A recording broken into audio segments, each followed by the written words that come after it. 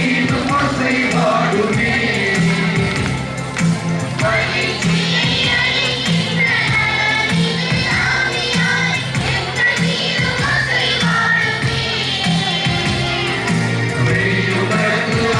ஞானம் அருளுகின்ற ஆவியாய் எங்கள் மீதும் அசைவாடுமே.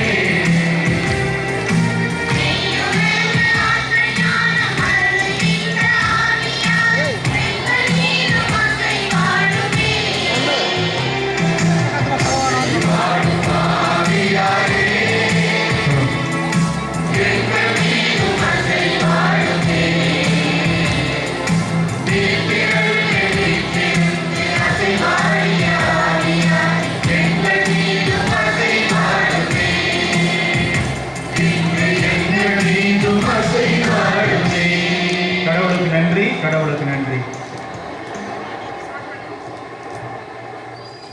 தந்தை, மகன், தூய ஆவியாரின் பெயராலே என் அருமையான சகோதர சகோதரர்களே, ஒரு ஜெபம். இன்று நாம் அனைவரையும் திபேரிய கடலுக்கு அழைத்து சென்று நம் படகையும் நிறைவாக்க, அதாவது நம் வாழ்க்கை படகையும் நிறைவாக்க இறைவாக்கு உரைக்க வந்திருப்பவர் நம் மறை மாவட்ட செயலக முதல்வர் அருள் முனைவர் ரா மரிய டெல்லஸ் அவர்கள். விவிலிய அறிஞராய், சிந்தனை செல்வராய், இந்த தளத்தில் மக்களை ஆற்றுப்படுத்துபவராய், மனிதநேய குருவாய் இன்று நம் கூடுகையில் ஆண்டவரின் கருவியாய் இணைந்திருக்கிறார். தந்தை அவர்களை பணி குடும்பத்தின் பெயரால் அன்போடு வரவேற்கிறோம். அருள் பணியாளருக்கு நினைவு பரிசை வழங்க சாலை கிராமம் வட்டார கண்காணிப்பாளர் நற்பணி ஜோன்ஸ் மேரி அவர்களை அன்போடு அழைக்கின்றோம். கரம் தட்டி ஆண்டவர் பெயரால் நம் தந்தையை வரவேற்போம். இந்த தியானத்திற்கான செய்தியிலே நாம் ஜெபத்திலே இணைவோம். ஆண்டவருக்கு அஞ்சுவோரே, நல்லவை மீது நம்பிக்கை கொள்ளுங்கள். நிலையான மகிழ்ச்சியையும் இரக்கத்தையும் எதிர்நோக்கி இருங்கள். சென்ற இடமெல்லாம் நன்மை செய்து கொண்டே சென்ற இறைவா, இதோ இவ்வேளையிலே பல நன்மைகளின் ஊற்றான திபேரிய கடல் அனுபவ ஆராதனை நடத்த வந்திருக்கும் அருட்தந்தை மரிய டெல்லஸ் அவர்களை தூய ஆவியானவரின் இயக்கத்திற்கு ஒப்புக் கொடுக்கிறோம். நல்லதை மீது நம்பிக்கை கொண்டு நிலையானவற்றை எதிர்நோக்கி வாழும் மனநிலை தந்தருள்வீராக. ஆமென். என் அன்புக்குரிய சகோதர சகோதரர்களே, இந்த திபேரிய கடல் அனுபவம் எப்படி அமைய இருக்கிறது என்பதை உங்களுக்கு முதலில் சொல்லிக் கொள்கிறேன். முதலிலே ஆவியார் ஒரு பாடல் நாம் பாட இருக்கிறோம். ஓ பரிசுத்த ஆவி, எல்லாரும் சேர்ந்து பாடக்கூடிய அளவுக்கு பாடல்கள் குடியினர் வைப்பார்கள். அதைத் தொடர்ந்து நற்செய்தி வாசகம், அந்த நிகழ்வானது வாசிக்கப்படும். அதைத் தொடர்ந்து இந்த நற்செய்தி பின்னணிக்கு ஒரு சிறு விளக்கம் கொடுப்பேன். அதன் பிறகுதான் நாம் தியானத்துக்குள் உள்ளே நுழைவோம். அப்படி உள்ளே நுழைகிற போது 5 சிறு பகுதிகளாக பிரித்திருக்கிறேன். நல்லா கவனிச்சுக்கிறேன். 5 சிறு பகுதிகள். ஒன்று, இந்த கடலே நம்மிடம் பேசும். நாமும் இந்த கடலும் பேச போகிறோம். கடவுள் எவ்வாறு இந்த உலகை படைத்து நம்மை படைத்து மேன்மையோடு வைத்திருக்கிறார் என்பதை அறிய போகிறோம். அதன் பிறகு 2வது பகுதி, இயேசுவும் சீடர்கள். அந்த 7 சீடர்கள் இருக்கிறார்கள். அதைத் தொடர்ந்து இயேசுவும் பேதுருவும் என்ற நிலைகளிலே அது 3 உரைகள் வருகிறது. அந்த பகுதி இருக்கும். அதன் பிறகு 5வதாக இயேசுவும் பேதுருவும் என்ற நிலையிலே இறுதியாக ஆண்டவர் தரக்கூடிய என்னை பின்தொடர் என்ற அந்த செய்திக்கு தரக்கூடிய அழைப்பு. இறுதியாக நாம் கர்த்தரை எழுந்தேற்ற வைத்து ஆராதிக்க போகிறோம். அதில் நம்முடைய வாழ்க்கையை ஒப்பு கொடுத்து ஜெபிக்க போகிறோம். இந்த அண்ணன் ரொம்ப அதிகமாக கேட்குதா? ஆமாம், கொஞ்சம் குறைச்சிக்கிறேங்க நான் அவைகளை. ஆமாம், இந்த இங்கே மேடையில் இருக்கக்கூடிய ஆள் ரொம்ப பெருசாக இருக்கான். ஏன்னா என் சத்தத்தோடு அதிகமாக இருக்கு. இயற்கை அதிகமாக ரொம்ப குறைஞ்சு போச்சு. அப்படியே வச்சுக்கோங்க, அப்படியே இருக்கட்டும். Praise the Lord. இப்போ எல்லாரும் கரங்களை குவித்துக் கொள்ளுங்கள். ஆவியினுடைய அசைவாடலும் வழிகாட்டுதலும் இல்லை என்றால் நம்முடைய ஜெபங்கள் எல்லாம் வெறுமையான ஜெபங்களாக இருக்கும், வார்த்தை நிரம்பியதாக இருக்கும், வாழ்வுக்கு ஒத்து வராது. உள்ளம் உடலும் ஒத்துப்போக முடியாத அளவுக்கு இருக்கும். ஏன் நீங்கள் இந்த நாள் முழுவதும் கலைப்போடு இருக்கிறீர்கள் என்பது உங்கள் முகங்களை பார்த்தால் தெரிகிறது. ஆனாலும் அதையும் கடந்து உங்களை ஜெபிக்க வைக்கக்கூடியவர் ஆவியானவர். அப்படியே ஒப்பு கொடுத்து பரிசுத்த ஆவியை இந்த பாடல் பாடி நாம் ஒப்பு கொடுத்து ஜெபிப்போம்.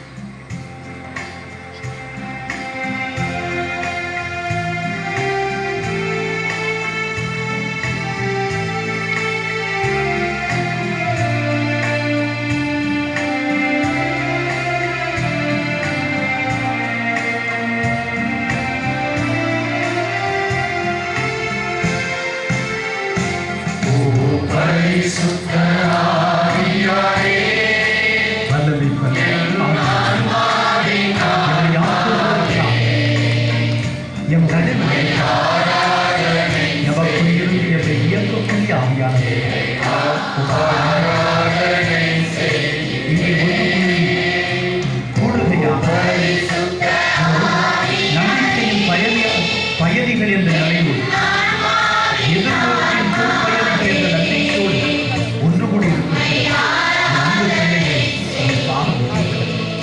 உன் கரத்தை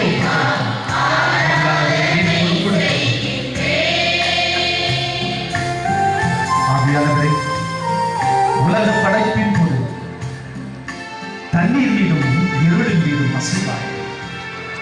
உலக உருவாக வல்லமையோடு செயல்பட்டு இயேசு பெருமளுக்கு பெறுகிற போது அவர் மீது அசைவார். மீண்டும் திருவை பிறக்கின்ற போது உமது வல்லமை இறங்கி வந்தது.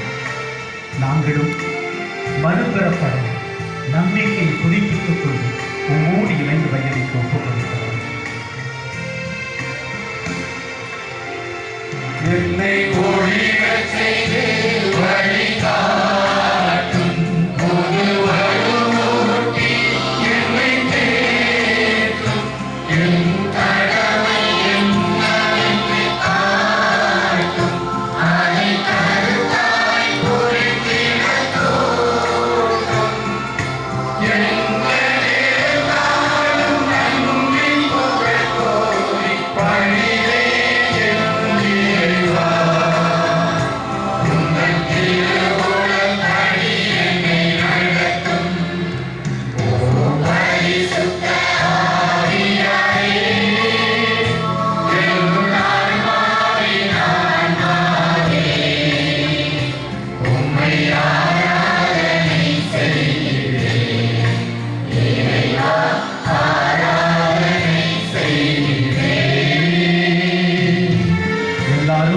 வலது கரத்தை தூக்கி பிடிச்சு சொல்லுங்க. எனக்குள் இருந்து செயலாற்றும் ஆவியானவரே, இங்கே என்னோடு அமர்ந்து ஜெபிக்கும் நற்செய்தி பணியாளர் ஒவ்வொருவரையும் உமது கரத்தில் ஒப்புக் கொடுக்கிறோம். ஆவியானவரே, அப்படி தலைமையில கர வச்சு கொடுங்க. தலையிலிருந்து உள்ளம் கால் வரை என்னை ஆட்கொள்ளும். என் பலவீனங்களும் என் வாழ்வின் இடர்பாடுகளும் என் சோர்வுகளும் என்னை தடுத்தாட்கொள்ளாமல் நீரே தடுத்தாட்கொண்டு என்னை வழிநடத்தும். ஆமென், ஆமென், ஆமென். இப்பொழுது நாம் யோவான் நற்செய்தி உங்கள் கையில் இருந்ததென்றால் எடுத்துக்கொள்ளுங்கள். இல்லை என்றால் கண்களை மூடி நீங்கள் அப்படியே இந்த இறை வார்த்தைக்கு செவி சாயுங்கள். ஆண்டவருடைய இறை வார்த்தையை நாங்கள் வாசிக்க போகிறோம். யோவான் நற்செய்தி இயல் 21 இறை சொற்றொடர்கள் 1 தொடக்கம் 19 வரை. இயேசு தம் சீடருக்கு திபேரிய கடல் அருகே மீண்டும் தோன்றினார். அவர் தோன்றியது இவ்வாறு: சீமோன் பேதுரு, திதிம் எனப்படும் தோமா, கலிலேயாவில் உள்ள கானாவைச் சேர்ந்த நத்தனியே, செபதேயுவின் மக்கள் ஆகியோரோடு இயேசுவின் சீடர்களுள் வேறு இருவரும் கூடியிருந்தனர். அப்போது சீமோன் பேதுரு அவர்களிடம், நான் மீன் பிடிக்கப் போகிறேன் என்றார். அவர்களும், நாங்களும் உம்மோடு வருகிறோம் என்று போய் படகில் ஏறினார்கள். அன்று இரவு அவர்களுக்கு மீன் ஒன்றும் கிடைக்கவில்லை. ஏற்கனவே விடியற்காலை ஆகியிருந்தது. இயேசு கரையில் நின்றார். ஆனால் அவர் இயேசு என்று சீடர்கள் அறிந்து கொள்ளவில்லை. இயேசு அவர்களிடம், பிள்ளைகளே, மீன் ஒன்றும் கிடைக்கவில்லையா என்று கேட்டார். அதற்கு அவர்கள், இல்லை என்றார்கள். அவர், படகின் வலப்பக்கத்தில் வலை வீசுங்கள், மீன் கிடைக்கும் என்று அவர்களிடம் கூறினார். அவர்களும் அவ்வாறே வீசினார்கள். மீன்கள் மிகுதியாய் அகப்பட்டதால் அவர்களால் வலையை இழுக்க முடியவில்லை. இயேசுவின் அன்பு சீடர் அதை கண்டு பேதுருவிடம், அங்கு நிற்பவர் ஆண்டவர்தாம் என்றார். அதை கேட்டவுடன் தம் ஆடையை களைந்திருந்த சீமோன் பேதுரு ஆடையை இடுப்பில் கட்டிக்கொண்டு கடலில் குதித்தார். மற்ற சீடர்கள் மீன்களுடன் வலையை இழுத்து கொண்டு படகிலேயே வந்தார்கள். அவர்கள் கரையிலிருந்து வெகு தொலையில் இல்லை, ஏறக்குறைய 100 மீட்டர் தொலையில்தான் இருந்தார்கள். படகை விட்டு இறங்கியவுடன் கரியினால் தீ மூட்டியிருப்பதையும் அதன் மீது மீன் வைத்திருப்பதையும் அவர்கள் கண்டார்கள். அங்கு அப்பமும் இருந்தது. இயேசு அவர்களிடம், நீங்கள் இப்போது பிடித்தவற்றில் சில மீன்களை கொண்டு வாருங்கள் என்றார். சீமோன் பேதுரு படகில் ஏறி வலையை கரைக்கு இழுத்தார். வலை நிறைய பெரிய மீன்கள் இருந்தன. அவற்றின் எண்ணிக்கை 153. இத்தனை மீன்கள் இருந்தும் வலை கிழியவில்லை. இயேசு அவர்களிடம், உணவருந்த வாருங்கள் என்றார். சீடர்களுள் எவரும் நீர் யார் என்று இயேசுவிடம் கேட்க துணியவில்லை. ஏனெனில் அவர் ஆண்டவர்தாம் என்று அவர்கள் அறிந்து கொண்டார்கள். இயேசு அவர்கள் அருகில் வந்து அப்பத்தை எடுத்து அவர்களிடம் கொடுத்தார். மீனையும் அவ்வாறே கொடுத்தார். இவ்வாறு இயேசு இறந்து உயிருடன் எழுப்பப்பட்ட பின்பு தம் சீடருக்கு இப்போது 3ஆம் முறையாக தோன்றினார். அவர்கள் உணவருந்திய பின் இயேசு சீமோன் பேதுருவிடம், யோவானின் மகன் சீமோனே, நீ இவர்களை விட மிகுதியாக என் மீது அன்பு செலுத்துகிறாயா என்று கேட்டார். அவர் இயேசுவிடம், ஆம் ஆண்டவரே, எனக்கு உம்மிடம் அன்பு உண்டு என உமக்கு தெரியுமே என்றார். இயேசு அவரிடம், என் ஆட்டுக்குட்டிகளை பேணி வளர் என்றார். 2ஆம் முறையாக இயேசு அவரிடம், யோவானின் மகன் சீமோனே, நீ என் மீது அன்பு செலுத்துகிறாயா என்று கேட்டார். அவர் இயேசுவிடம், ஆம் ஆண்டவரே, எனக்கு உம்மிடம் அன்பு உண்டு என உமக்கு தெரியுமே என்றார். இயேசு அவரிடம், என் ஆடுகளை மேய் என்றார். 3ஆம் முறையாக இயேசு அவரிடம், யோவானின் மகன் சீமோனே, உனக்கு என்னிடம் அன்பு உண்டா என்று கேட்டார். உனக்கு என்னிடம் அன்பு உண்டா என்று இயேசு 3ஆம் முறை கேட்டதால் பேதுரு துயருற்று அவரிடம், ஆண்டவரே, உமக்கு எல்லாம் தெரியுமே, எனக்கு உம்மீது அன்பு உண்டு என்பது நீர் அறியாத ஒன்றா என்றார். இயேசு அவரிடம், என் ஆடுகளை பேணி வளர். நீ இளைஞனாக இருந்தபோது நீயே இடையை கட்டிக்கொண்டு உனக்கு விருப்பமான இடத்தில் நடமாடி வந்தாய். உனக்கு முதிர்ந்த வயது ஆகும்போது நீ கைகளை விரித்துக் கொடுப்பாய். வேறொருவர் உன்னை கட்டி உனக்கு விருப்பமில்லாத இடத்திற்கு கூட்டிச் செல்வார் என உறுதியாக உனக்கு சொல்லுகிறேன் என்றார். பேதுரு எவ்வாறு இறந்து கடவுளை மாட்சிப்படுத்த போகிறார் என்பதை குறிப்பிட்டே அவர் இவ்வாறு சொன்னார். இதை சொன்னபின் பேதுருவிடம், என்னை பின்தொடர் என்றார்.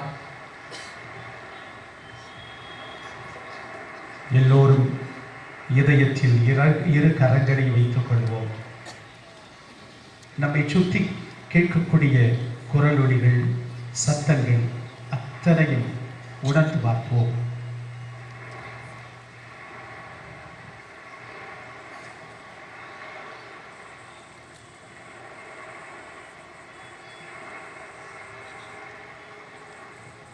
நம்மோடு ஆண்டவர் பேச விரும்புகிறார்.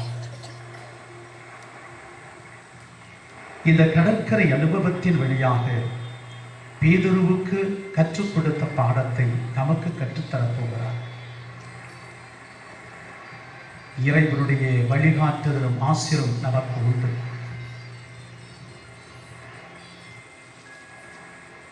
ஆண்டவருடைய கரத்தில் நம் சிந்தனை, நம் உடல், நம் ஆன்மா, நமக்கென உரியது அனைத்தையும் அப்படியே ஒப்புக் கொடுப்போம். ஆண்டவரை நீர் பொறுப்படுத்திக் கொள்ளும் என்று அவருடைய கரத்தில் ஒப்புக் கொடுப்போம். தூய ஆவியானவரிடம் ஏற்கனவே நாம் ஒப்புக் கொடுத்து ஜெபித்திருக்கிறோம். இப்பொழுது நமது ஆண்டவர் உயிர்த்தெழுந்து வந்து காட்சி கொடுத்த ஆண்டவர்.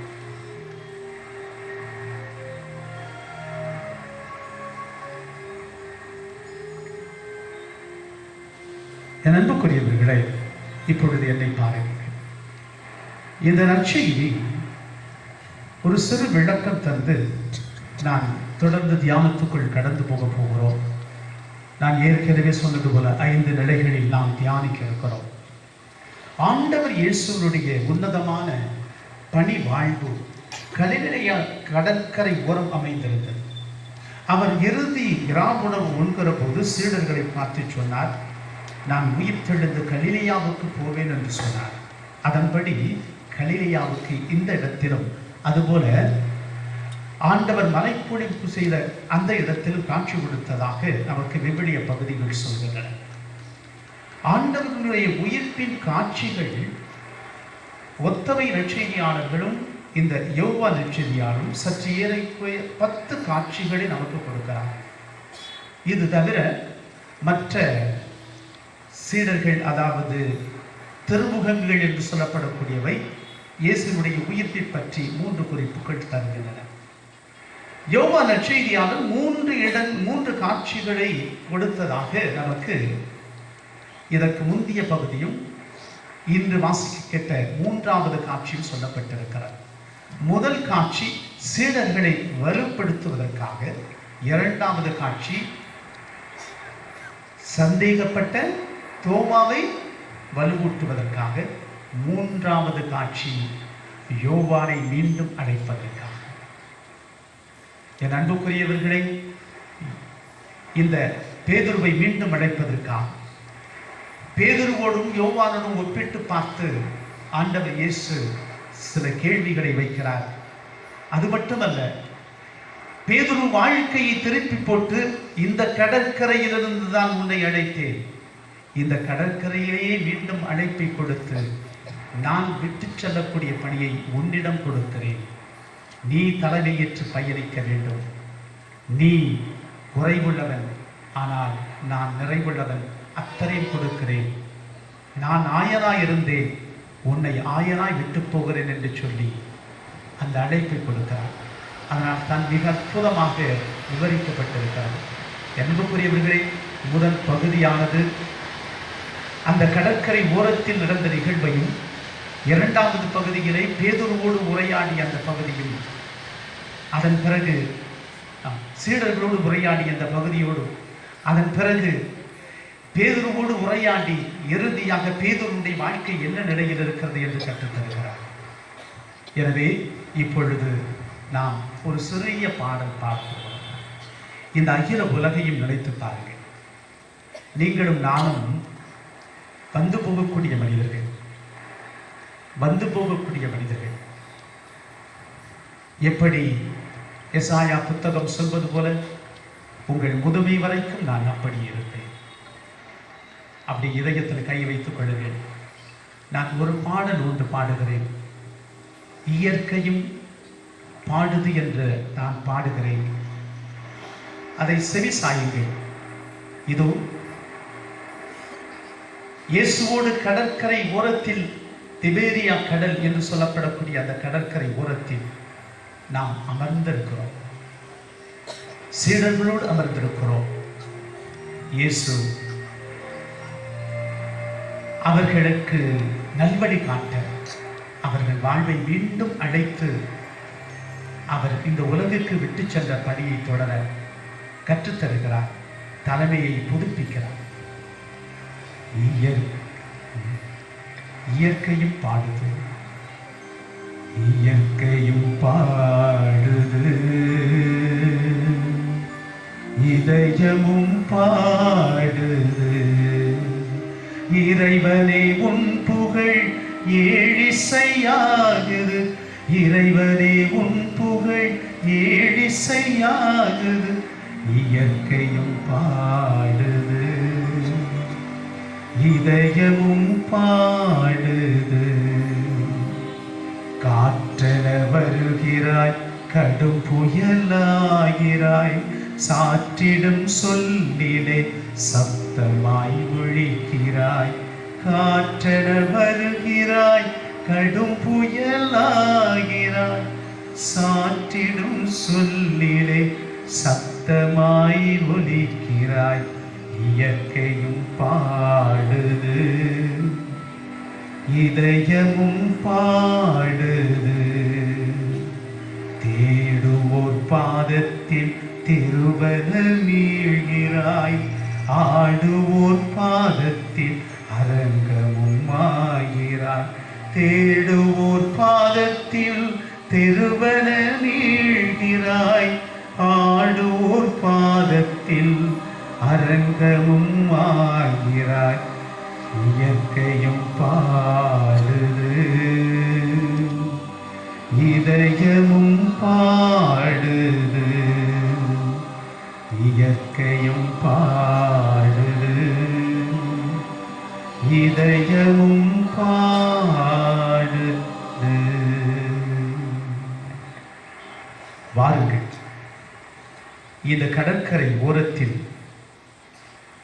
அலைகள் மோத, சிற்றலைகளும் பெரும் அலைகளும் வந்து மோத, இந்த கடற்கரை நம்மோடு பேச விரும்புகிறது. இந்த கலிலேயா கடல் என்று சொல்லப்படும் இந்த கடல் நம்மோடு பேச விரும்புகிறது. கினோர் கடல் என்று சொல்லப்படக்கூடிய, சி ஆஃப் கினோர் என்று சொல்லப்படக்கூடிய யாழ் உருவம் கொண்ட இந்த கடல் நம்மோடு பேச விரும்புகிறது. கெனசரத்து ஏரி என்று அழைக்கப்பட்ட இந்த கடல் நம்மோடு பேச விரும்புகிறது. அது பேசும் குரலுக்கு நாம் செவி சாய்க்க தயாரா? என் சகோதர சகோதரியே, நற்செய்தி பணியை ஆற்றுவதற்காக முழுவதும் அர்ப்பணித்து பயணித்துக் கொண்டிருக்கக்கூடிய அன்பு பிள்ளைகளே, இதோ பூமியின் அளவில் நான் சிறிதுதான். கடவுள் படைத்த படைப்பில் 4/3 பகுதி தண்ணீராக இருந்தாலும் என் பகுதி பூமிக்குள்ளே முடங்கி கிடக்கிறது. நான் பூமியின் கடல் மட்டம் என்று சொல்லக்கூடிய கடல் மட்டத்திலிருந்து 200 மீட்டருக்கு கீழே இருக்கிறேன்.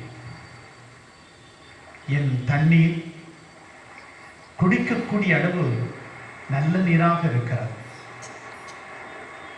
எனக்கென தண்ணீர் தருவதற்காக எர்மோன் மலையிலிருந்து ஊற்றுக்கள் ஊறி என் கடலுக்குள் கலக்கிறது. என்னை கடல் என்று சொல்கிறார்கள், என்னை ஏரி என்று சொல்கிறார்கள். நான் பயணித்த பயணம் இஸ்ரேல் மக்களுடைய வாழ்க்கையின் பயணத்திலேயே இருந்திருக்கிறேன். நான் எண்ணிக்கை நூலிலே என்னை சியா கினோர் என்று அழைத்திருக்கிறார்கள். என் உருவத்தை பார்த்து அவர்கள் யாழ் இசைத்தார்களே, அதை என் யாழ் கடல் என்று என்னை அழைத்திருக்கிறார்கள். ஆனால் கால ஓட்டத்தில் நான் எல்லாருக்கும் இடம் கொடுத்தேன். என் தண்ணீரை எல்லாரும் பருக வேண்டும் என்பதற்காக கொடுக்கிறேன். கடவுள் எனக்குள் 1000 உயிர்களை வைத்திருக்கிறார். அவருடைய கைவண்ணம் பெரிது. என் அலைகள் ஓய்வதில்லை. நான் தரையை கடந்து இன்னும் பயணிக்க வேண்டும் என்று விரும்புகிறேன், ஆனால் முடியவில்லை. என் அலைகள் ஓயாமல் இறைவனுடைய சத்தக்குரலை இந்த உலகுக்கு கொடுத்து கொண்டே இருக்கிறேன். அவரை புகழ்ந்து பாடிக்கொண்டே இருக்கிறேன். என் கடல் முழுவதும் பல நகர்கள் இருக்கின்றன. மகதலா என்று சொல்லப்படக்கூடிய நகர், அங்கிருந்து தான் ஒரு பெண்மணி புறப்பட்டு வந்தார். அவள் 7 கை பிடித்தவள் என்று, பாவத்தில் வாழ்ந்தவள் என்று அழைக்கப்பட்டாலும் இயேசுவை சந்தித்த பிறகு அவள் வாழ்வு மாறியது. இதோ கப்பர்நாகும் அருகில் இருக்கிறது. அதுபோல மகதலாவை கடந்திருக்கக்கூடிய தாம்கா என்று சொல்லப்படக்கூடிய இடம் இருக்கிறது. அங்குதான் நான் இயேசு ஆண்டவர் பேதுருவுக்கு காட்சி கொடுத்து மீண்டுமாக முழு பொறுப்பையும் அழைப்பையும் கொடுத்தார். அந்த இடத்தில் தான் நீங்கள் இப்பொழுது அமர்ந்திருக்கிறீர்கள். வாருங்கள், ஆண்டவர் இயேசு உங்களோடு பேச விரும்புகிறார். வாருங்கள், பேதுரு வழியாக நமக்கு சொல்லும் செய்தியை கேட்போம். இதோ பேதுருவுடைய வாழ்க்கை வீழ்ந்து போனது. அவரை ஆண்டவர் இயேசு பலமுறை அழைத்திருக்கிறார். இதே கடற்கரை ஓரத்தில் கப்பர்நாகும் இருக்கிறது. இதை கடந்து சற்று ஏறக்குறைய ஒரு 5 கிலோமீட்டர் தூரத்தில் அந்த இடத்தில் தான் இந்த பேதுருவை அழைத்தார். அவரோடும் அவர் சகோதரரோடும் என் செபதேயின் மக்கள் என்று சொல்லப்படக்கூடிய அவர்களோடும் அழைத்தார். அந்த அழைப்பை மீண்டும் நினைவுபடுத்தும் விதமாக, ஏன் அந்திரையா என்று சொல்லப்படக்கூடிய அவருடைய சகோதரன் இயேசுவிடம் அழைத்து போய் அவரை அறிமுகப்படுத்திய போது, நீ இனிமேல் கேபா என்று அழைக்கப்படுவாய் என்ற புதிய பெயர் கொடுத்தார். அதுபோல இதே கடலில் தான் பேதுரு இரவெல்லாம் பாடுபட்டு ஒன்றும் இல்லாமல் இருந்தபோது அதே படகில் ஆண்டவர் இயேசு என் அருகில் என் மீது நடந்து வந்தவர், கால் நனையாமல் நடந்து காட்சி கொடுத்தவர். அவரை அழைத்தார். நீ ஆழத்துக்கு தள்ளிக்கொண்டு வலையை வீசு என்று சொல்லி, இன்றும் அதே போல பெரும் காட்சி தந்து பெரு வீண்பாடு தந்து இந்த பேதுருவை மீண்டும் தலைமை ஏற்று பயணிக்க வாழ்வை கற்றுக்கொள்ள இதோ நான் உங்கள் முன்னால் நின்று கொண்டிருக்கிறேன். என் உருவம் சிறிது, ஆம், நான் சற்று ஏறக்குறைய 13 மைல் தூரம்தான் நீளம் இருக்கிறேன். என் அகலம் 8 மைல் தூரம்தான். என்னுடைய ஆழம் கூட சற்று ஏறக்குறைய 40 அடிக்கு மேல் இல்லை. ஆனாலும் எனக்குள் 1000 உயிர்களை நான் உற்பத்தி செய்கிறேன். இந்த கடலைப் போல என்னைப் போலவே உங்களையும் படைத்திருக்கிறார் என்பதை நினைத்து பாருங்கள். இயற்கை தரும் இந்த செல்வங்களை எல்லாம் கடவுள் அள்ளி கொடுத்திருக்கிறார்.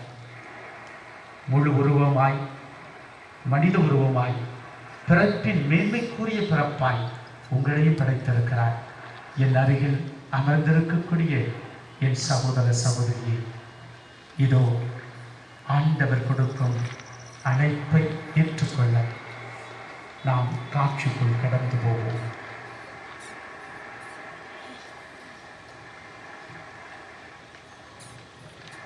என் அன்புக்குரியவர்களே, இப்பொழுது நமது ஆண்டவர் இயேசு கொடுத்த காட்சியை மீண்டும் கண்முன்னால் கொண்டு வர விரும்புகிறேன்.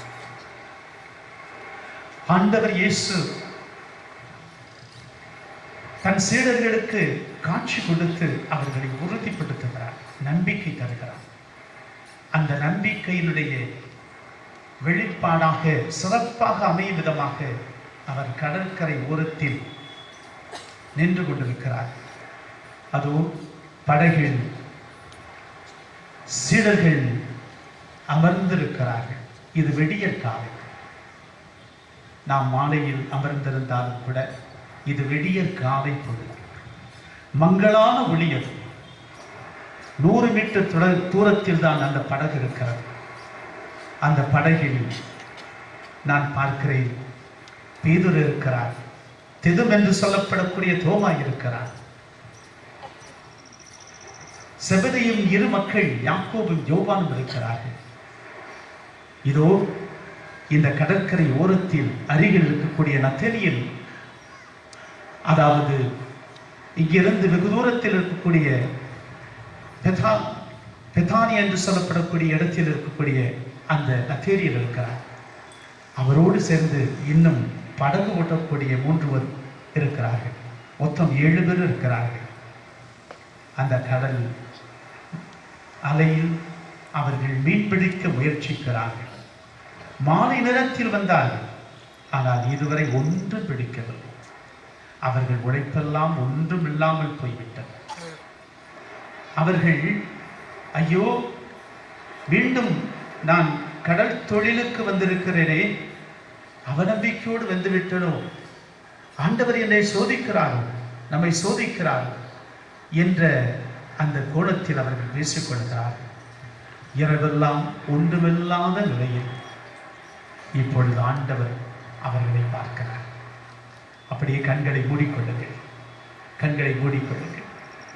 அந்த படகில் சீடர்கள் 7 பேர் இருக்கிறார்கள். ஆண்டவர் இயேசு கடற்கரை ஓரத்தில் நின்று கொண்டிருக்கிறார். இதோ நான் நிற்பது போல இந்த மீன்களும் கரி நெருப்பும் மூட்டப்பட்ட இந்த தீக்கரையிலை அப்பம் மீனும் இருக்கக்கூடிய இடத்தில் நான் நின்று கொண்டிருக்கிறேன். ஆண்டவர் இயேசு, பிள்ளைகளே, மீன்பாடு எதுவும் இல்லையா என்று கேட்கிறார். அவர்கள் இல்லை என்று சொல்கிறார். அப்படி என்றால் உங்கள் வலைகளை வலது பக்கம் வீசுங்கள், மீன்கள் அதிகம் கிடைக்கும். அவர்கள் யாரோ ஒரு மனிதர் என்று எண்ணி அவர்கள் வலை வீசுகிறார். ஆனால் என் பொருள் அவர்களுக்கு பழக்கப்பட்டது என்றாலும் வாழ்க்கை பிரச்சனையில் சிக்கல்களில் அவர்கள் இரவு முழுவதும் பட்ட பாடுகளில் என் குரலை அவர்கள் அறிந்து கொள்ள முடியாமல் போய்விட்டார். அவர்கள் போட்ட வலையில் இதோ மீன்கள் அதிகப்படுகின்றன. மெல்ல மெல்ல சூரியன் எழுந்து வருகிறார். இந்த உலகிற்கு ஒளியாகி நான் வந்தேன் என்பதை வெளிப்படுத்தும் விதமாக இந்த உலகுக்கு நானே ஒளி என்று நான் எருசலேமில் இருந்தபோது கற்றுக் கொடுத்தேன். இருளில் இருப்பவர்கள் பாவம் செய்கிறார்கள், பாவம் செய்யக்கூடியவர்கள் இருளையே விரும்புகிறார்கள். இதோ அந்த மெல்ல சூரியன் அப்படியே கிழக்கில் உதித்து கொண்டிருக்கிறது. நான் இந்த மேற்கு கடற்கரையில் நின்று கொண்டிருக்கிறேன். படகில் மீதும் என் மீதும் மெல்ல வெளிச்சம் படுகிறது. வலைகளை இழுக்கிறார்கள் சீடர்கள். இழுக்கிற போது மீன்கள் அதிகமாக இருந்ததா? இப்பொழுது என்னை அடையாளம் கொண்ட யோவான், என் சிலுவையில் அடியில் நின்ற யோவான், என் அன்பு தாயாய் ஏற்றுக்கொண்ட யோவான், இந்த உலகிற்கு அன்பு சீடனாயிருந்த அந்த அன்பு சீடன் என்னை மீண்டும் அடையாளம் கொண்டு கொள்கிறார். அங்கே நிற்பவர் ஆண்டவர் என்று சொல்கிறார். பேதுரு எதை பற்றி யோசிக்கவில்லை. கடலில் பொத்தென்று குதிக்கிறார். பொத்தென்று குதித்து அவர் கரைக்கு வருகிறார். கரைக்கு வந்து அங்கே இன்னும் சூரியன் மெல்ல மெல்ல எழுந்து வருகிறது. அந்த ஒளி மெல்ல வெளியே வந்து கொண்டிருக்கிறது. என் உருவத்தை பார்க்கிறார்கள். பேதுரு கரை வந்து சேர்கிறார். அப்பொழுது சீடர்கள் வலைகளை இழுக்க முடியாமல் இழுத்துக் கொண்டு வருகிறார்கள். வலையை மீன்களோடு படகில் ஏற்ற முடியாமல் கஷ்டப்படுகிறார்கள். அப்பொழுது பேதுருவிடமும் சீடர்களும், இப்பொழுது நீங்கள் பிடித்த மீன்களின் சிலவற்றை எடுத்து வாருங்கள் என்று சொல்கிறேன். இப்பொழுது பேதுரு வேகமாக ஓடிப்போய் நீந்து போகிறார். படகில் ஏறி வலைகளை இழுத்துக் கொண்டு எல்லோரும் கரைக்கு வந்து விட்டார்கள். இப்பொழுது எல்லோரும் கரைக்கு வந்து விட்டார்கள். வந்து என்னோடு அமர்ந்து இருக்கிறார்கள். என் அருகில் அமர்ந்திருக்கிறார்கள்.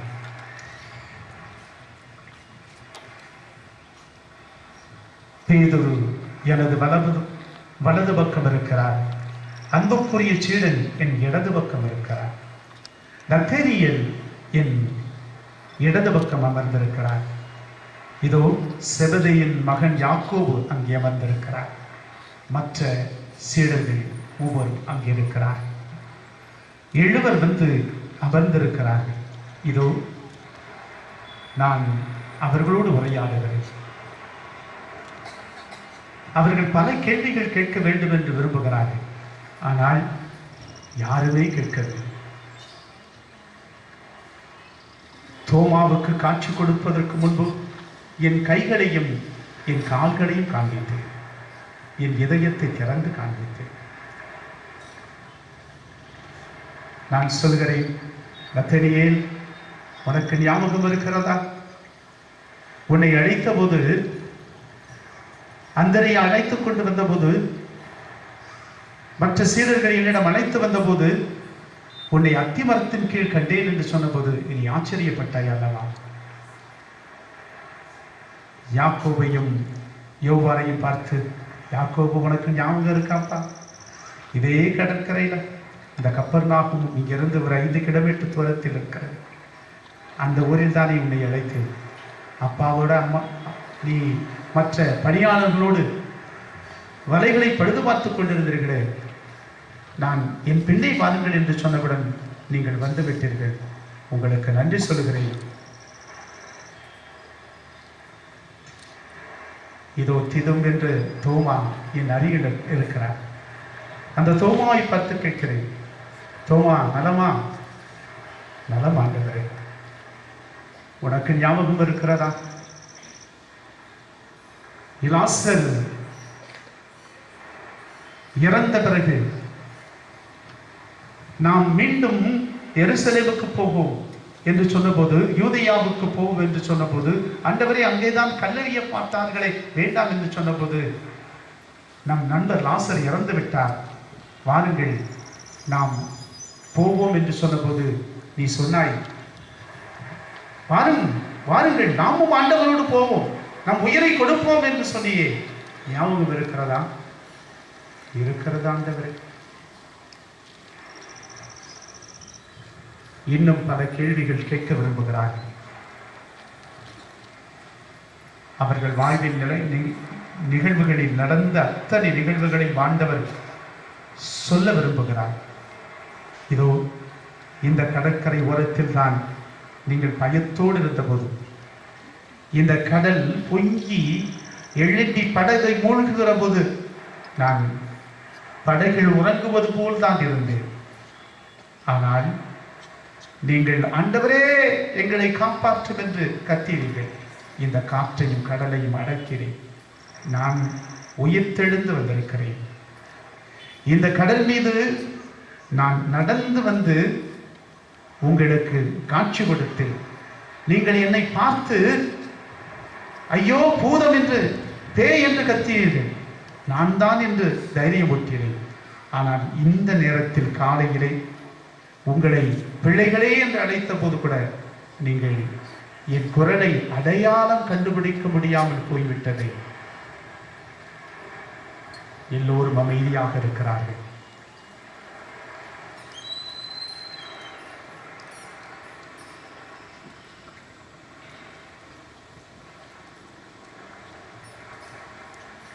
ஆண்டவருடைய பாதத்தில் இந்த நேரத்தில் ஒப்புக் கொடுப்போம். நமக்கென சிறப்பு அழைப்பை கொடுத்திருப்பார். அதை இந்த சீடர்களோடு ஒப்பிட்டு பார்க்கும் விதமாக நாம் இறுதியில் நாம் ஜெபிக்க இருக்கிறோம். இருப்பினும் இயேசுவோடு அமர்ந்திருக்கக்கூடிய இந்த சீடர்களை சற்று பாருங்கள். இதோ யோவான் இடது பக்கம், இயேசுவின் இடது பக்கம் அமர்ந்திருக்கிறார்.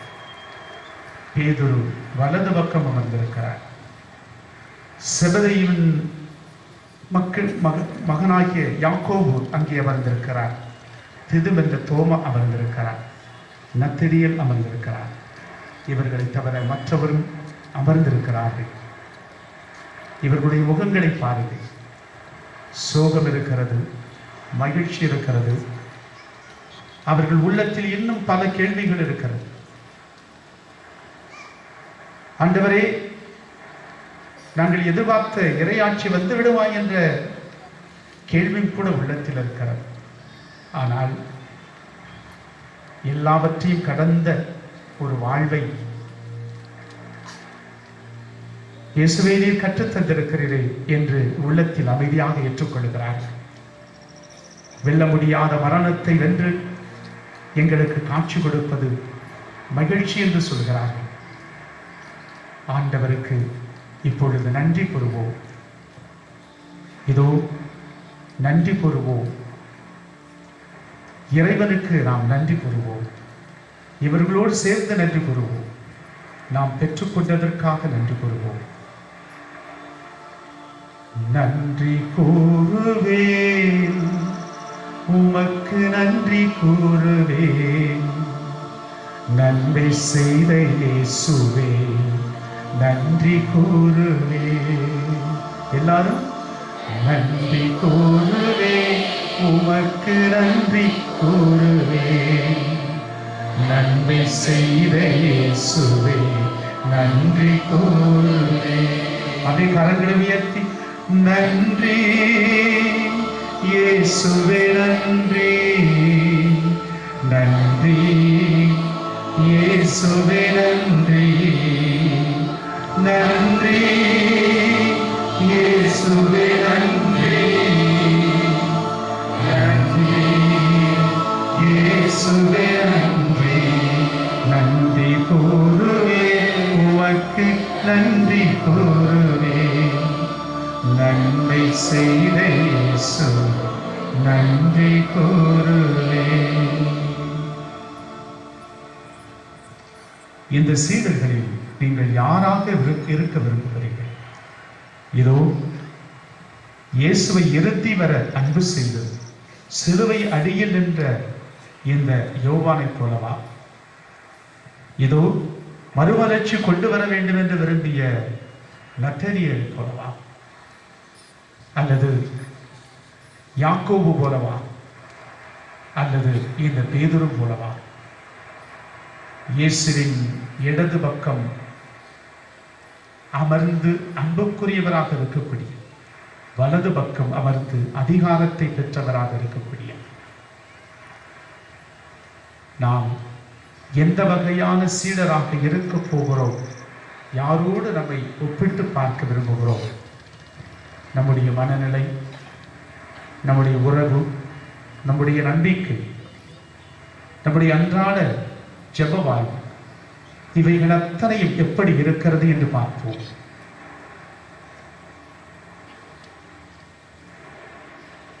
ஆண்டவர் இயேசு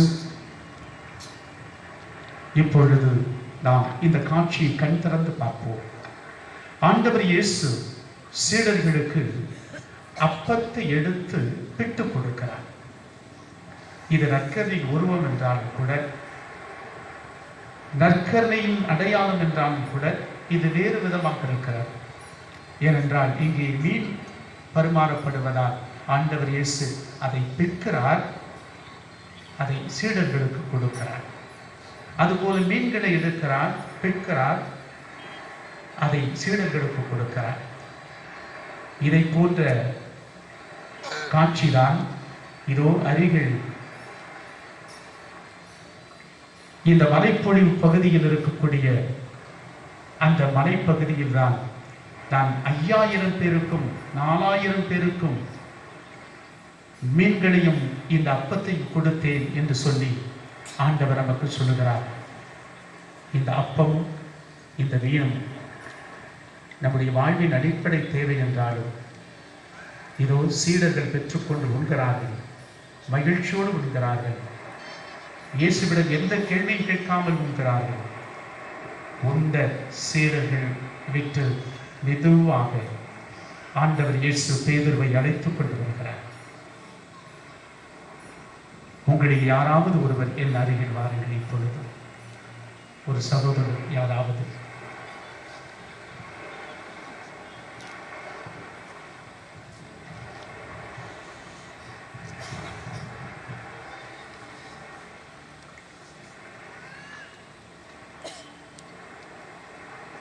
அன்புக்குரியவர்களே, நான் பேதுருவோடு இந்த கடற்கரையில் நடமாடுகிறேன். அவரிடம் கேள்வி கேட்க விரும்புகிறேன். அவர் தன் வாழ்வின் பயணத்தில் என்னோடு பயணித்திருக்கிறார். பேதுரு, உனக்கு தெரியுமா, இதே கடற்கரையில் நான் உன்னை அழைத்தேனே, ஞாபகம் இருக்கிறதா? ஆம் ஆண்டவரே. இதே இடத்தில் உன் மாமியாருக்கு நலம் தந்தேன், ஞாபகம் இருக்கிறதா? நன்றாக நினைவிருக்கிறது ஆண்டவரே. இதே இடத்தில் இந்த கடலில் நான் நடந்து வந்தபோது நீயும் நடக்க வேண்டும் என்று விரும்பினாய், ஞாபகம் இருக்கிறதா? ஆம், நன்றாக நினைவிருக்கிறது ஆண்டவரே. பேதுரு, இந்த கடலுக்கு தண்ணி வந்து சேரக்கூடிய பாணியன் என்று சொல்லக்கூடிய இடத்தில் அந்த ஹெர்மோன் மலையில் நீ என்னை மெஸ்ஸியா, நீரே வாழும் மெஸ்ஸியா, கடவுளின் மகன் மெஸ்ஸியா என்று அறிவித்தாயே, அது ஞாபகம் இருக்கிறதா? நன்றாக நினைவிருக்கிறது ஆண்டவரே.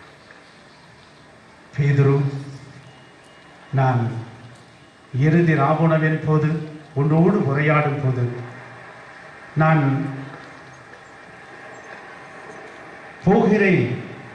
நான் போகிறேன் என்று சொன்னபோது நீர் எங்கே போகிறீர் என்று நீ கேட்டாய். அந்த போகும் இடத்திற்கு நானும் வருவேன் என்று சொன்னாயே, ஞாபகம் இருக்கிறதா? நிச்சயமாக ஞாபகம் இருக்கிறது. நான் போகும் இடத்திற்கு உன்னால் எப்பொழுது வர முடியாது, ஆனால் உனக்காக நான் ஜெபிக்கிறேன். உன்னை நைய புடைக்க சாத்தான் அனுமதி கெட்டிருக்கிறான் என்று நான் உன்னிடம் சொன்னேன், உனக்கு ஞாபகம் இருக்கிறதா? ஆம், ஞாபகம் இருக்கிறது ஆண்டவரே. 3 முறை உன்னை சாத்தான் சோதித்து என்னை மறுதலிப்பாய் என்று சொன்னேன், ஞாபகம் இருக்கிறதா?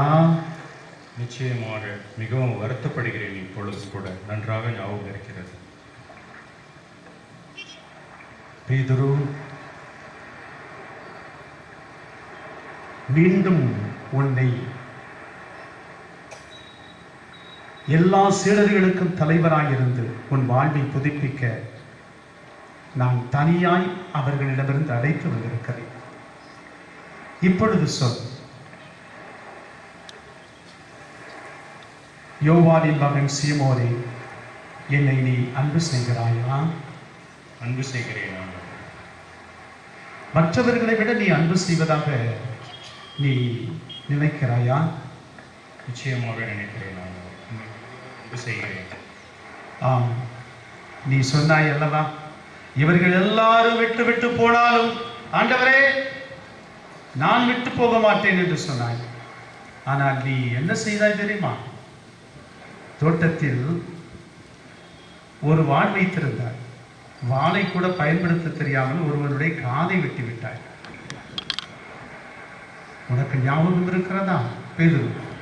அந்த நேரத்தில் என்ன செய்வதென்று தெரியாமல் மிகவும் உணர்ச்சி வசப்பட்டு செய்துவிட்டேன் ஆண்டவரே. உன்னுடைய குறையே அதுதான், உணர்ச்சி வசப்படுவது. இப்பொழுது கூட பார், யோவான் இதோ ஆண்டவர் என்று சொன்னவுடன் நீ உடனடியாய் படகை விட்டு வந்து விட்டாய். அவர்கள் எவ்வளவு கஷ்டப்படுகிறார் என்று கூட தெரியவில்லை.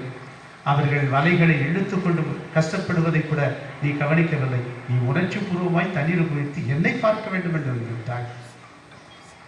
ஆர்வ கோளாறு தானே? ஆம் ஆண்டவரே. இப்பொழுது நீங்கள் போய் அமர்ந்து கொள்ளுங்கள்.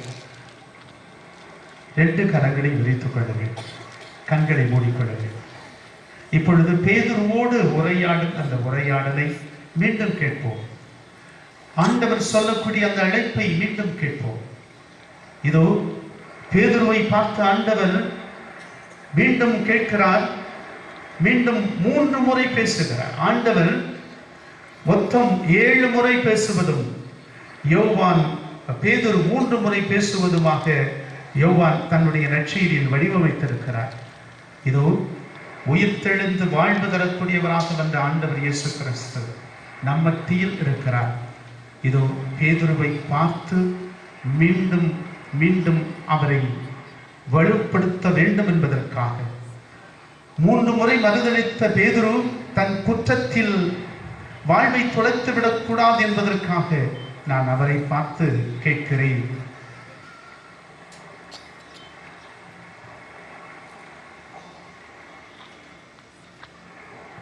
யோனாவின் மகன் சீமோனே, இவர்களை விட நீ மிகுதியாக என் மீது அன்பு செலுத்துகிறாயா? பேதுருவை பார்த்து நான் கடவுள் அன்பின் வார்த்தையை பயன்படுத்துகிறேன், அகாப்பே என்ற சொல்லை பயன்படுத்துகிறேன். ஆனால் பேதுருவோ எதுவும் அறியாதவர் போல, தன் செய்த குற்றத்தை ஏற்றுக்கொள்ள மனமில்லாதவர் போல, என்னை 3 முறை மறுதலித்து கண்ணீர் சிந்து அழுதார். அதை மறந்துவிட்டு அவர் சொல்லுகிறார், ஆமாண்டவரே, எனக்கு உம்மிடம் அன்பு உண்டு என உமக்கு தெரியுமே என்று பதில் சொல்லுகிறார். நான் மன்னிக்கும் அன்பின் வார்த்தையை சொல்லுகிறேன். அவரோ ஃபீலையோ என்று சொல்லக்கூடிய வார்த்தையை, உணர்ச்சி பூர்வமான மேலோட்டமான வார்த்தையை சொல்லுகிறார். பாருங்கள், 3 முறை இந்த பேதுரு மறுதளித்தான். எப்படி மறுதளித்தான்? மீண்டும் நாம் காட்சிக்கு, ஆண்டவருடைய பாடுகளினுடைய நிகழ்வுக்கு போவோம். அந்த காட்சியை அங்கே வாருங்கள். இதோ தலைமைச் சங்கத்தினுடைய வீடு. ஆண்டவர் இயேசுவை பிடித்து கொண்டு போகிறார்கள். போகும் வழியிலே அடிக்கிறார்கள். அடித்துக்கொண்டு அவர்கள் தலைமைச் சங்கத்தினுடைய வீட்டுக்கு போகிறார்கள். அவர்கள் தலைமைச் சங்கத்தினுடைய மேல் மாடி பகுதியில் ஏறுகிறார்கள். யோவான், பேதுருவோடு வந்த யோவான் என் பின்னாலே வந்து கொண்டிருக்கிறார். யோவான் அந்த வீட்டுக்கு அறிமுகமானதால் மிக விரைவாக மேலே ஏறி வந்து விடுகிறார். இதோ பேதுரு வாசலிலே நின்று கொண்டிருக்கிறார். யோவான் மேல் மாடியில் விசாரணை நடக்கும் அந்த இடத்துக்கு அருகில் நின்று கொண்டு கீழே இருக்கக்கூடிய அந்த காவலாளி, இரவு வேளையில் காவலுக்கு இருக்கக்கூடிய பெண்ணை பார்த்து சத்தமாக சொல்கிறார், அங்கே நின்று கொண்டிருக்கக்கூடிய நபரை அழைத்துக் கொண்டு வாருங்கள் என்று. ஆனால் பேதுரு, அவர் காமிக்கும் போது நின்றவர் சற்று விலகியிருக்க வேண்டும். அதனால் தான் நீ இயேசு சீடர்களில் ஒருவரா என்று கேட்டபோது அவர் இல்லை என்று மறுதளிக்கிறார். அந்த பெண்மணி உள்ளே அழைத்து வர வேண்டும் என்று தான் விரும்பினார். ஆனால் இயேசு சொன்ன இறைவாக்கு பேதுருவில் நிறைவேறுகிறது. கூட்டத்தோடு போய் பேதுரு அமர்கிறார். அங்கே நெருப்பு, இதை போன்ற நெருப்புத்தான் அப்படி எரிந்து கொண்டிருக்கிறது. எல்லாரும் அங்கே குளிர் காய்ந்து கொண்டிருக்கிறார்கள். அதில் போய் பேதுரு அமர்கிறார். அவர் பேசுகிற பேச்சை பார்த்தால் கடற்கரை பேச்சாக இருக்கிறது. விளக்கமாக நம்முடைய பேச்சுக்களும் அப்படி இருக்கும். ஏதோ என்ன பண்ற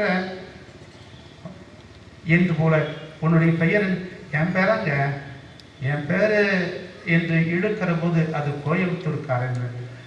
ஏழை எப்படில இருக்கிற என்று கேட்கிற போது கடற்கரை பேச்சும் அவர்கள் கண்டுபிடித்து, நீ கலிலேயன், நீ இயேசுவின் சீடர் தான் என்று சொல்லுகிற போது கூட அவர் அதை மறுதளிக்கிறார்.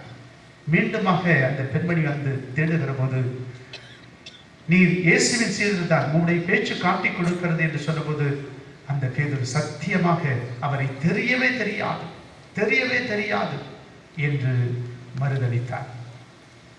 இதோ ஆண்டவர் இயேசு கிறிஸ்து அதையெல்லாம் பெரிதுபடுத்தாமல் ஒற்றை வார்த்தையில் கடவுளுடைய அன்பின் மேன்மையை வெளிப்படுத்தும் விதமாக, சீமோனின் மகன், யோனாவின் மகன் சீமோனே, நீ என்னை அன்பு செய்கிறாய் என்று கேட்கிறார்.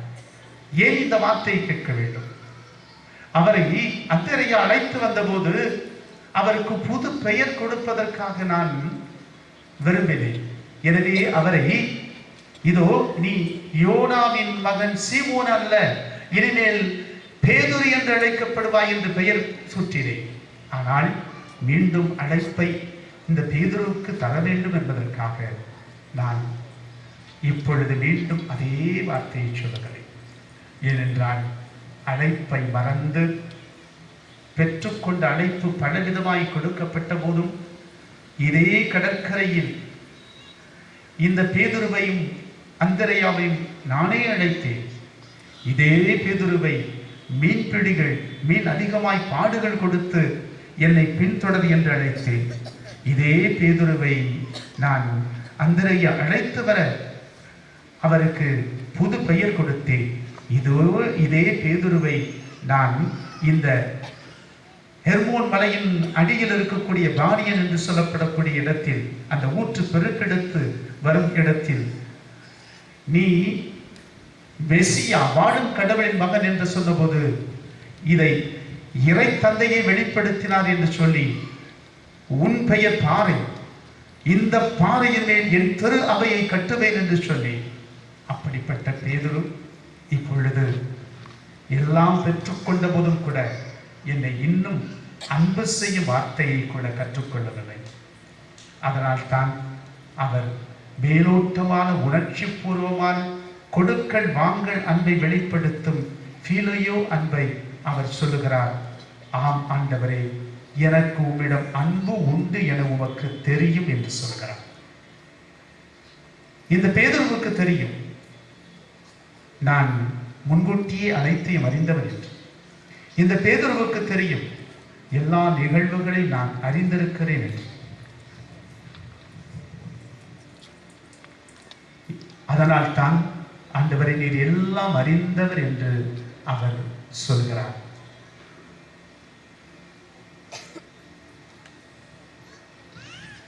நம்முடைய வாழ்க்கையை இறைவன் எல்லா வரங்களாலும் நிறைத்திருக்கிறார். ஆனாலும் இன்னும் இந்த பேதுருவை போல அன்பு செய்யாமல் இருக்கிறார். எனவே எல்லாம் நீர் தந்தது என்று சொல்லி ஆண்டவருடைய பாதத்தில், அவருடைய பாதத்தில் நம்மையே முழுவதும் சரணாகதி ஆக்குவோம். எல்லோருமே அப்படியே எழுந்து நிற்போம்.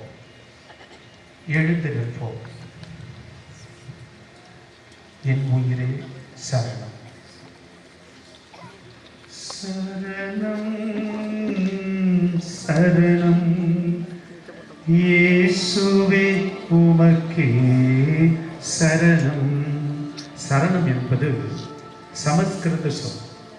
அதனுடைய உட்பொருள் என்னவென்றால், உம்மிடம் அடைக்கலம் போகிறேன் என்பது பொருள். உமது பாதத்தில் என்னையே ஒப்புக் கொடுக்கிறேன் என்பது பொருள். என்னையே முழுவதும் உமது அரவணைப்பிலும் உமது பாதுகாப்பிலும் அர்ப்பணம் செய்கிறேன், என்னை ஏற்றுக்கொள்ளும் என்று சொல்வோம். இரண்டு கரங்களை விரித்துக் கொள்ளுங்கள். இந்த பேதுருவை போல நாமும் பல நேரங்களில் மேலோட்டமாகவே அன்பு செய்கிறோம். வார்த்தைகளை வாசிக்கும் போது கூட மேலோட்டமாகவே வாசிக்கிறோம். வார்த்தைகளை கேட்கிற போது கூட செவியில் கேட்கிறோம். பல நேரங்களில் உள்ளத்துக்குள் சென்று வாழ்வுக்குள் கடந்து போவதில்லை. என் உயிரே சரணம், என் உறவே சரணம், என் உயிரே சரணம், என் உறவே சரணம், சரணம் சரணம் இயேசுவே உமக்கே சரணம், சரணம் சரணம் இயேசுவே உமக்கே சரணம், என் உயிரே சரணம், என் உறவே சரணம், என் உயிரே சரணம், என் உறவே சரணம், சரணம் சரணம் இயேசுவே உமக்கே சரணம், சரணம் சரணம் இயேசுவே உமக்கே சரணம். அப்படி முழந்தால் படியிடுவோம். என் ஆட்டுக்குட்டிகளை மேய் என்று சொல்லி அவர் ஆண்டவர் இயேசு தன்னுடைய ஆயருடைய பொறுப்பை கொடுத்தார். அவருடைய ஆளுமையில் குறைகள் இருந்தால் முன்னி அடித்துக் கொண்டு தன்னை பெரியவராக காண்பிக்க வேண்டும் என்றிருந்தார்.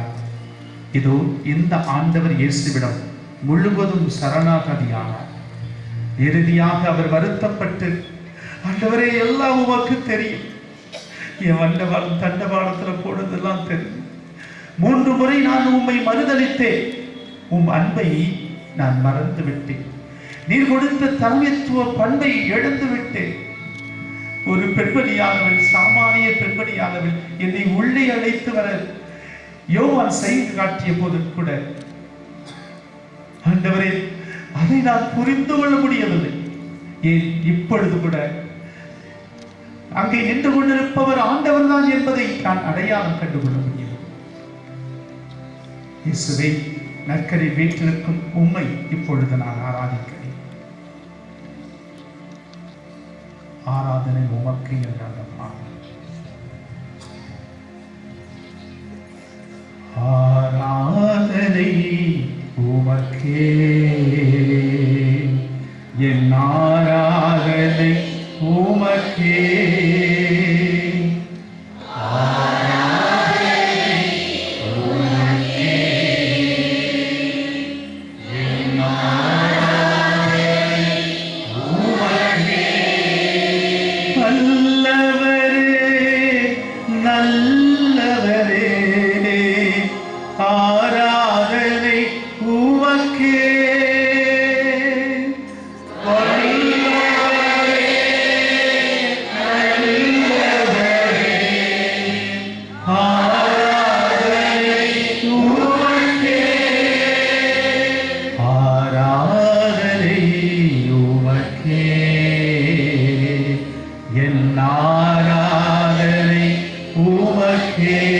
எல்லாரும்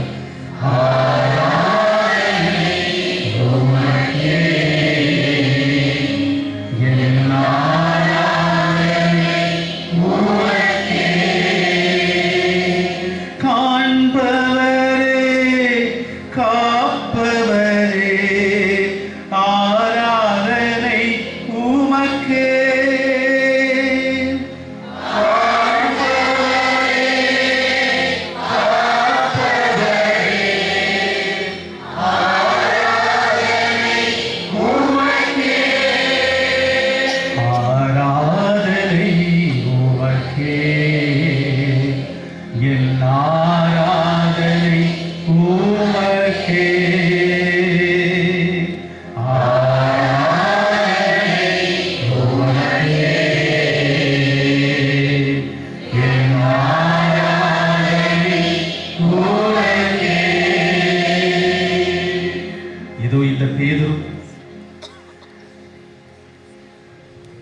ஆண்டவர் அருகில் நின்று கொண்டிருக்கிறார். என் ஆட்டுக்குட்டிகளை மேய் என்று சொன்னார். என் ஆடுகளை மேய் என்று சொன்னார். என் ஆட்டுக்குட்டிகளை பேணி வளர் என்று சொன்னார். இதோ ஆட்டுக்குட்டிகள் என்று சொல்லுகிற போது சிற்றாடுகள், ஆடுகள் என்று சொல்லுகிற போது மந்தைகள், அத்தனை பொறுப்புகளையும் பேதுருவுக்கு மீண்டும் கொடுக்கிறார். பேதுரு, இதோ உன் அருகில் அமர்ந்திருக்கிறான் யோவானை போல நீ இல்லை, ஆனாலும் உன்னிடம் பொறுப்பு கொடுக்கிறேன், உன்னிடம் பணி கொடுக்கிறேன். அந்த யோவான் என்னை அதிகமாய் அன்பு செய்தவர், என் தாயை இல்லத்தில் ஏற்றுக்கொண்டவர், என் சிலுவை அடியில் நின்று கொண்டு நான் படும் துன்பத்தில் தன்னையை கரைத்துக் கொண்டவர். ஆனால் நீ தெரியாது என்று ஓடிவிட்டார். பேதுரு, உனக்கு ஞாபகம் இருக்கிறதா? இதே கடற்கரையில் உனக்கும் எனக்கும் வரி கட்டு என்று சொல்லி ஒரு மீன் ஒன்று படும், அதில் வாயில் ஒரு நாணயத்தை எடுப்பாய், அதை எனக்கு உனக்கு வரிகொடு என்று சொன்னேன் என்று சொன்னார். இதோ ஆண்டவர் இயேசு அந்த பேதுருவிடம் பேசியது போல நம்மிடம் பேச விரும்புகிறார். இந்த பேதுரு பலவிதமானவராக இருந்தார். ஏன்? முந்திரி கொட்டை போல எல்லாவற்றையும் செய்ய நினைத்தார், தன்னை முன்னிலைப்படுத்த விரும்பினார். ஆனால் இந்த அன்பு சீடரை போல இயேசுவை அன்பு செய்யவில்லை. நாமும் இந்த பேதுரு போல மேலோட்டமான அன்பை கொண்டிருக்கிறோமா? அதனால் தான் ஆண்டவர் இயேசு இருமுறை அந்த அகாப்பே என்ற வார்த்தை சொல்லுவார். இறுதியாக இதோ நீ சொல்லக்கூடிய வார்த்தையை செய்கிறேன் என்று, நீ என்னை அன்பு செய்கிறாய் என்று அதே வார்த்தையை கேட்பார். அப்பொழுதுதான் பேதுருவுக்கு ஐயோ நாம் தவறு செய்துவிட்டோம் என்று அந்த உணர்வு வந்தது. இந்த பேதுரு என் மக்களை வழிநடத்துவதற்காக நான் அவரை தலைவராக எடுத்துக்கொண்டேன். அவருடைய பலவீனத்தை நான் பெரும் ஆயுதமாக பயன்படுத்தினேன். அவர்களுடைய வழிமுறையில் இன்று வரை 267 திருத்தந்தையர்கள் வந்திருக்கிறார்கள்.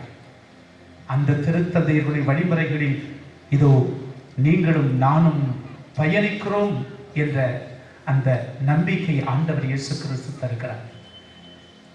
நாம் அனைவரும் சொல்வோம், இயேசுவே எங்கள் வாழ்வில் நீர் தந்த இந்த திரு அவைக்காக நன்றி கூறுகிறோம்.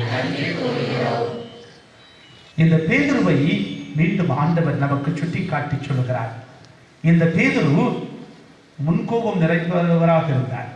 ஆனால் தன் சகோதரரை நான் 7 முறை மன்னித்தால் போதுமா என்று சொன்னபோது 7 முறை இல்லை 70 முறை மன்னிக்க வேண்டும் என்று கற்றுக் கொடுத்தேன். அதை ஏற்றுக்கொண்டார். நீ எப்படி எல்லாரையும் மன்னிக்க தயாரா? நிபந்தனை இல்லாமல் நீ மன்னிக்கிறாயா, அல்லது நிபந்தனையோடு மன்னித்து எல்லாரையும் ஒதுக்கி வைக்கிறாயா? என் மகனே, மகளே, இந்த கடற்கரை ஓரத்திலே அமர்ந்து என் வாழ்வின் பயணத்தில் இந்த பேதுருவோடு உடன் பயணித்திருக்கிறார். இந்த பேதுரு எப்படி இறந்தார் தெரியுமா? அவர் தன் வாழ்வில் கண்ணீர் வடித்து அவர் கண்களில் குழி விழுந்ததாக சொல்லப்படுகிறது. அதுதான் மரபு சொல்கிறது. அதைத்தான் மைக்கேல் ஆஞ்சலோ என்று சொல்லப்படக்கூடிய கலைஞர் ஒருவன் அழகாய் சிற்பமாய் வடித்து அவருடைய கண்களிலிருந்து வடிந்த கண்ணீர் குழியாய் மாறியிருந்தது என்பதை சிலையாய் வடித்து வைத்திருக்கிறார். அவன் பாவங்களுக்கு கழுவாயாக அழுதார். நீ பலமுறை பாவங்களில் விழுந்தால் உன் வாழ்வின் பணிவாழ்வுக்கென, ஏன் நற்செய்தி பணிவாழ்வுக்கென வந்த போதிலும் கூட இன்னும் கால நேரம் பார்ப்பதும், ஏன் இன்னும் பிறப்பிடிப்படையில் வந்த சில தவறான முறைகளை அடிப்படையான சிந்தனையாய் வைத்துக் கொண்டு பயணிப்பதும், ஏன் வசதி வந்தபோது அது என்னுடையது என்று எண்ணிக்கொண்டு அதை பகிர மறுப்பதும், என் அறிவு பெற்ற போது அந்த அறிவு என்னுடையது என்று நினைத்துக் கொள்வதும், அனைத்தும் என்னுடையது எனக்குரியது என்று சுயநலத்தோடும் நான் என்ற அகந்தையோடும் இருக்கிறாயே. இதோ என் மகனே மகளே, நீ என்னிடம் வா, உனக்கு வாழ்வு தருகிறேன் என்று அழைக்கிறார். இந்த பேதுரு தன் உளவியலிலும் ஆன்மீக வழியிலும் அவருடைய உறவு வழியிலும் தனிப்பட்ட வாழ்விலும் இயேசுவின் மீது நம்பிக்கை கொண்டார். எபிரேயருக்கு எழுதப்பட்ட திருமுகம் 2:12 சொல்வது போல, இயேசுவின் மீது கண்கள் பதிய வைப்போம். நம்பிக்கை தொடங்கி அதை நிறைவு செய்வருமான நம்முடைய இயேசுவின் பாதத்தில் நம்மையே வழிநடத்த ஒப்புக் கொடுப்போம். நாம் எல்லோரும் வழி நடத்தும் என்று நாம் பாடி செபித்து ஒவ்வொரு கருத்துக்காகவும் நாம் சிறப்பாக ஒப்புக் கொடுத்து செபிப்போம். வழி நடத்தும் இயேசுவே எம்மை வழி நடத்தும், தூய ஆவியாய் என்றும் வழி நடத்தும். வழி நடத்தும் இயேசுவே எம்மை வழி நடத்தும், தூய ஆவியாய் எம்மை வழி நடத்தும். இயேசுவே, நற்செய்தி பணியாளர்களாய் ஒன்று கூடி நாங்கள் செபிக்க வந்திருக்கிறோம்.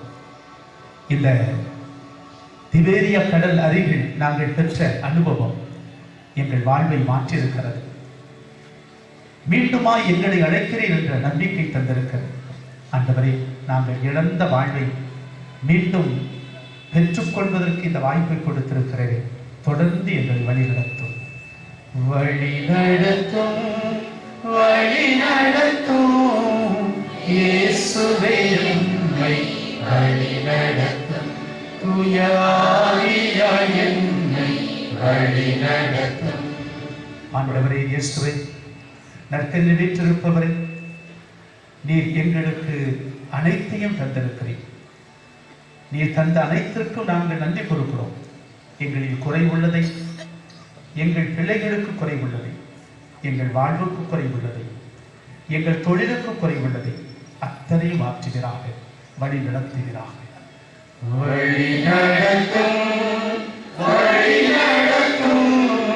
இயேசுவே எம்மை வழி நடத்தும், தூய ஆவியாய் என்னை வழி நடத்தும்.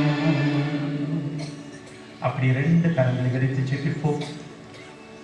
என்று வாழ்பவரை, எம்மோடு இருப்பவரை, எமக்காக சிலுவையில் ரத்தம் சிந்தி உயிர்த்தெழுந்து எம்மோடு உடன் பயணித்து வாழ்பவரை, எம்மை உமது சீடராக அழைத்திருக்கிறேன். என்னை பின்தொடர்ந்து வா என்று பேதுருவை அழைத்தீர். உம்மை பின்தொடர்ந்து நாங்கள் வந்திருக்கிறோம். எங்கள் நம்பிக்கை புதுப்பித்துக் கொண்டு பயணிக்க, வானவில் போல இந்த உலகுக்கு அடையாளமாய் இருக்க, இயேசுவே, உம் வழியில், உம் வார்த்தையில், நீர் தந்த ஆவியில், நீர் தந்த வழிகாட்டுதல், நீர் கற்றுத்தந்த சீடத்துவ வாழ்வை இந்த நற்செய்தி பணியாளர்களோடு இணைந்து நாம் கற்றுக்கொண்டு பயணிக்க வரந்தான். தொடர்ந்து இந்த கூடுகையை ஏற்பாடு செய்திருக்கக்கூடிய அத்தனை பேரையும் சிறப்பாய் ஆசீர்வதிக்கிறார்.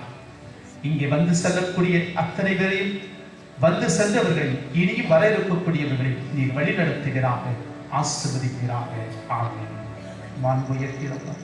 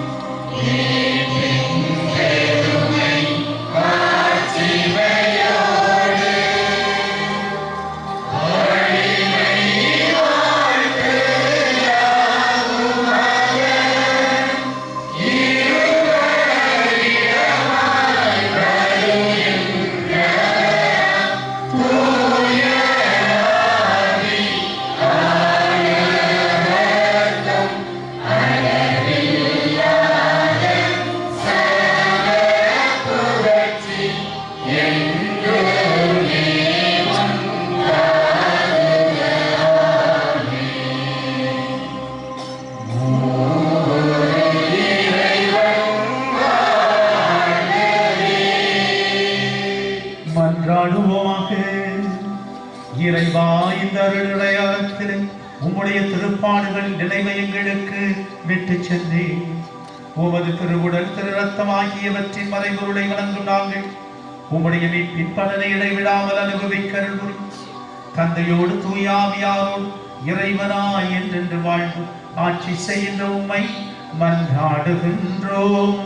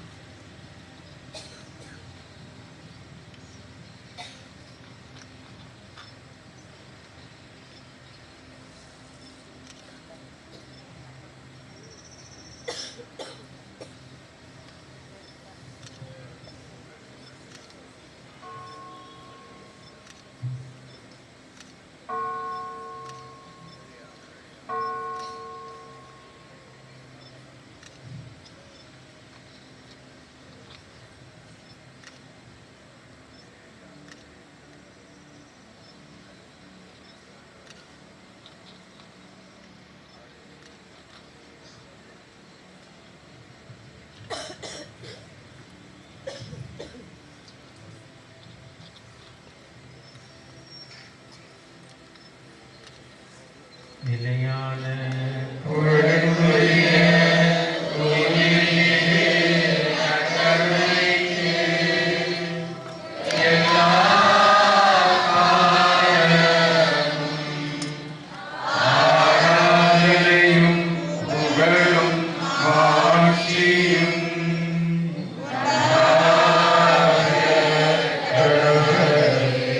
இயேசுவுக்கு புகழ்.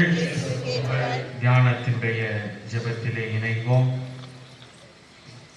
திபேரியா கடல் அனுபவம் நம்மை மெய் சிலிர்க்க வைத்தது. உண்மையிலேயே நாம் இயேசுவோடும் சீடர்களோடும் நாமும் பயணித்தோம். இயேசு தமது சீடர்களை முதலாக மனிதரை பிடிப்ப ஆக்குவேன் என்று அழைத்த இடத்தில் மீண்டுமாக அவர்களை திடப்படுத்திய இடமாக இந்த திபேரியா கடல் விளங்குகிறது. மீண்டும் ஒரு முறையாக கூட இந்த கடல் நம்மோடு பேசியதை நினைத்து பார்ப்போம். கடல் மட்டத்தில் இருந்து 200 மீட்டர் ஆழத்தில் நான் இருக்கிறேன். எனக்கு பல பெயர்கள் உண்டு. மீண்டுமாக அந்த கடலை நோக்கி பார்ப்போம். திபேரியா கடல் என்றும், யாழ் கடல் என்றும், கலிலேயா கடல் என்றும், கெனசரேத் ஏரி என்றும் எனக்கு பல பெயர்கள் உள்ளன என்கிறது. உப்புச்சுவை இல்லாத நன்னீராக இருக்கிறேன். நீர்வீழ்ச்சிகள் கலக்கிறது. யோர்தான் ஆறு என்னிலிருந்து புறப்படுகிறது. நான் 13 கிலோமீட்டர் நீளமும் 8 கிலோமீட்டர் அகலமும் 40 அடி ஆழமும் மட்டுமே கொண்ட கடல். ஆனால் இயேசுவும் சீடர்களும் என்னோடு என் மடியில் அளவலாவினார்கள், உலவினார்கள், பேசிக்கொண்டார்கள், மீன் பிடித்தார்கள், சுட்டு சாப்பிட்டார்கள். இந்த பெருமை எல்லாம் எனக்கு உண்டு என்று இந்த கடல் கூறுகின்றது. மீண்டுமாக பேதுருவுக்கு பழைய அனுபவங்களை எல்லாம் ஒவ்வொன்றாக சுட்டிக்காட்டிய இடமாகவும் நமது அழைப்பிலே ஒவ்வொரு ஞாபகமும் நமக்கு வந்தது போலவும் இந்த நேரம் நமக்கு கடவுள் கொடுத்திருக்கிறார்.